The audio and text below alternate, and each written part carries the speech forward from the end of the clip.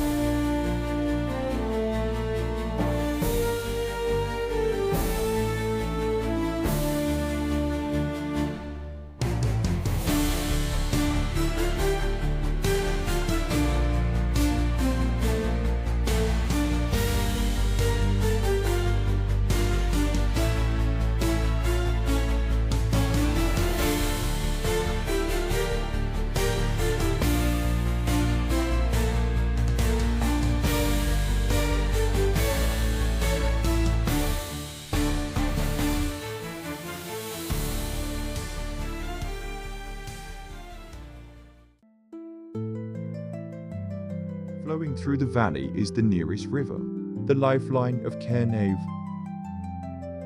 From the earliest settlements to medieval towns and fortresses, this river sustained life. It provided water, fertile land, and a natural route for movement and trade. By the early Middle Ages, the Neris connected Kernavė to other Baltic lands and distant regions beyond. Empires rise, settlements disappear, but the river continues. As it flows today, it carries the memory of every generation that lived along its banks.